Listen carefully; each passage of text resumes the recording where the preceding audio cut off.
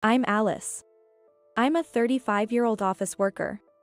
Ever since my husband, David, who is 2 years younger than me, was transferred, we've been temporarily living with my in-laws. It's strictly a temporary arrangement. David seems to want to continue living at his parents' house. But I want to find a proper home soon and leave the in-laws' place as quickly as possible. The reason is, I just don't get along with my in-laws at all. Especially my mother-in-law, Susan. She has always been quite sarcastic, even before our marriage, but it's gotten worse since we started living together. Alice, haven't you gone shopping yet?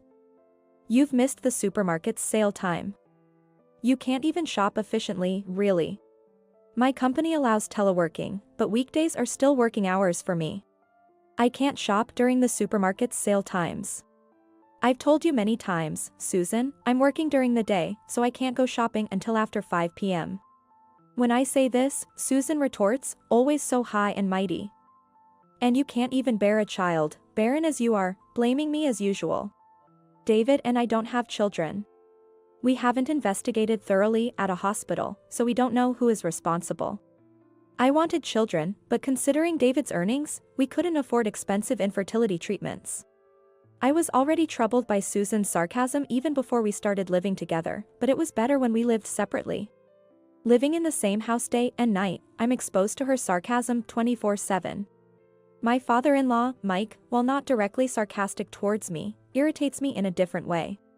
He seems to think that a woman over 30 is an old lady, and now that I'm 35, he treats me like one. Hey, old lady, pass me the ashtray. Why are you wearing a skirt? No one wants to see an old lady's legs. If I'm an old lady, what does that make him at 60? I want to retort. I'm not the type to take things lying down, so each time my in-laws are rude to me, I talk back. But this leads to being labeled as disrespectful, and our relationship worsens. The atmosphere at home has become constantly tense, and I'm feeling the limit of living together. However, David has been busier with work since the transfer, with more weekend work and business trips. So we haven't been able to discuss moving out. Alice, I have another business trip this weekend. Again? You just had one. Your new branch sure requires a lot of travel. His previous workplace had overtime but hardly any weekend work or business trips. Can't help it, right? The job changes with the workplace. True, but it's changed too much. Because of this, we haven't been able to look for a place to move out, even though it was supposed to be a temporary stay at the in-laws. What if we end up living here indefinitely? I'm scared of that. But one day, I was taking laundry out of David's bag when he returned from a business trip, and I found a piece of paper in the pocket. It was a receipt for an online reservation from a travel site. I thought it was a flight and hotel reservation for his business trip, but when I looked, I was shocked. There, I found a printed reservation for a hotel stay that included tickets to a theme park. And it was for 2 people. The date was yesterday. Meaning, it was the same day David was supposedly away on a business trip. Of course, David's company doesn't have any dealings with theme parks. They deal with seafood, which, yes, is related to the sea, but that's irrelevant. In other words, David pretended to go on a business trip but actually spent 2 days at a theme park. The reservation for 2, it's safe to assume he went with a woman. As I stood there in shock, I could hear David humming in the bath. It's a world of laughter. It's a theme song of a well-known attraction. He must be humming it naturally, recalling his time at the theme park. Though I'm sure that attraction isn't at the park he visited. But it seems on a fun, illicit trip like that, the attractions don't matter. I was furious and thought about confronting David in the bath. But just then, David's phone rang. Out of sheer irritation and lacking calm judgment, I answered the phone in anger. Hello.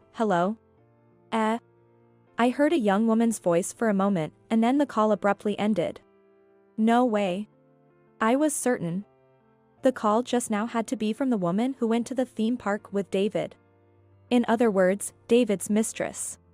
When she heard a woman's voice, she must have panicked and hung up. I checked the call history on David's phone. David isn't very security conscious, so he hardly sets a complex password. Guessing it's probably his birthday in 4 digits, I hit the jackpot.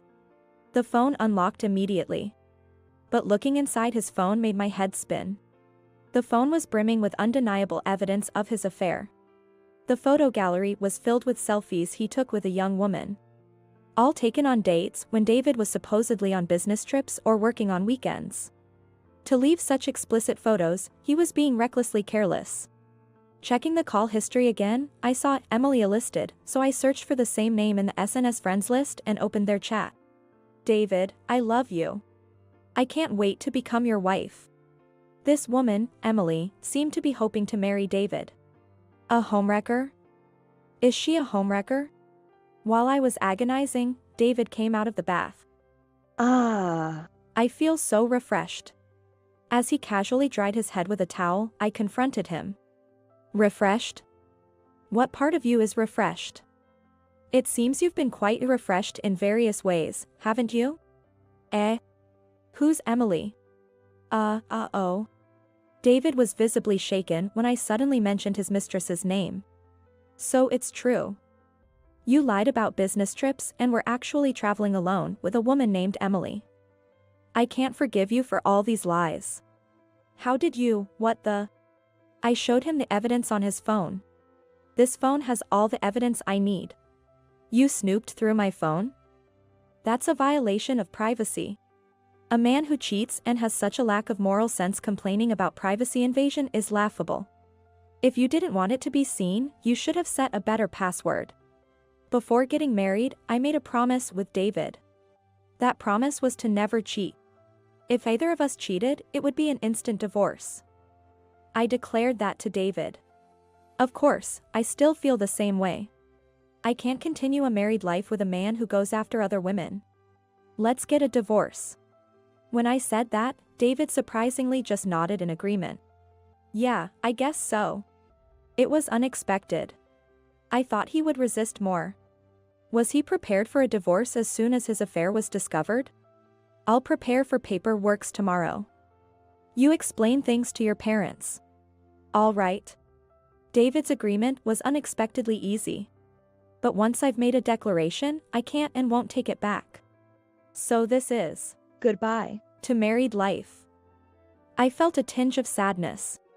The next day, I went out early in the morning to prepare the divorce papers and to run some errands. When I returned home, it was already late at night. There, my husband and in-laws were waiting for me. You finally came back. I was wondering where you've been wandering off to. Susan started with her sarcasm as soon as she saw me. Since David is here, they must already know about his affair and the divorce. Shouldn't they apologize or say something before making sarcastic remarks? But instead of apologizing, Susan said something unbelievable. Well, it's good.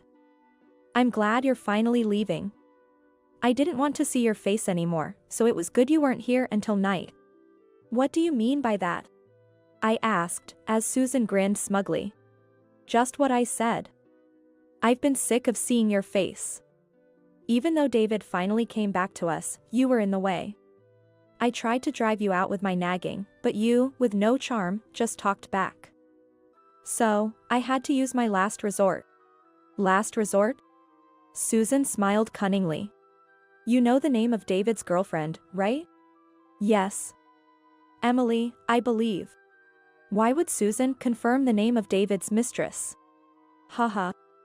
Well, I have a friend at my social club, Catherine, and her daughter is a very polite and charming young lady, 25 years old.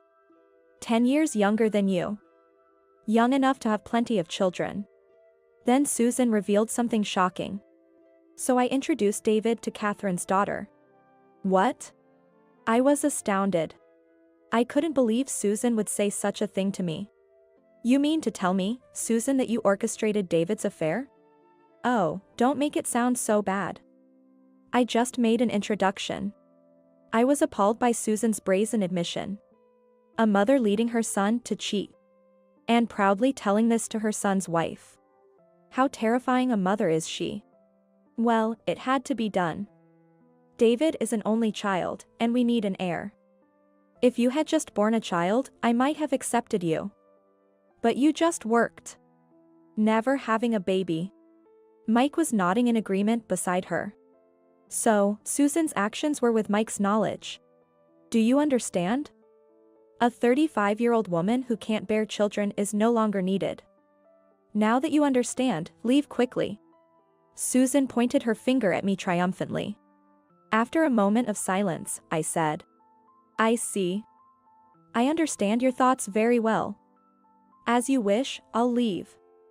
I'll take all my belongings with me. Yes, yes, as you please. You don't have much anyway. Shall I send them for you? Susan said, smirking, though she knew nothing. But the real person to laugh was me. No, it's fine, don't worry.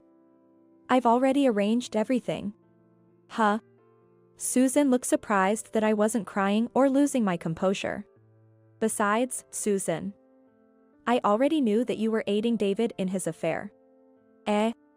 I sneered at Susan. What do you think I was doing all day today? If it were just preparing for paperwork for divorce, it wouldn't have taken this long. I spent the entire day arranging the move and meeting with Emily. What? Wait, you met with Emily? David asked in a panic. What's it to you? Did you think I wouldn't have a word with her after being cheated on right under my nose? When I checked your phone yesterday, I made sure to take down her number. I spoke with a sense of resolve. Poor Emily, though. When I called her saying, I'm David's wife and I'd like to meet, she was so shocked. Apparently. You lied to her about being single. I told her everything. David, Susan, and Mike were stunned. They never imagined I would do all this in just one day. Emily was so upset when she realized she was the other woman without knowing it. Catherine was furious too, with you too. She even talked about suing you two for marriage fraud.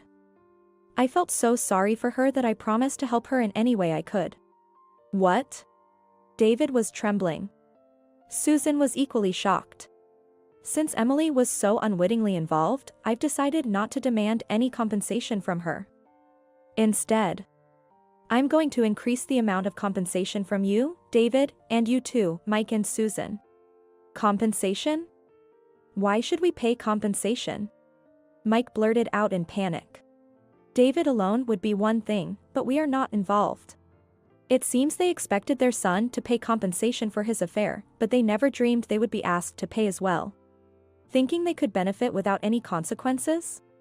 There's no such convenient story. Of course, you are. The mental anguish from your harassment as in-laws is reason enough for compensation, don't you think? I smiled dismissively, and Mike fell silent, grumbling. And have you forgotten my profession? I work at a law firm. I'll consult with Michael, the head attorney, and see how much compensation we can extract. Of course, I had already contacted Michael at the law firm where I work earlier today. What? Then, the sound of a car stopping at the front gate was heard. Ah, they're here. Hey, there, moving service.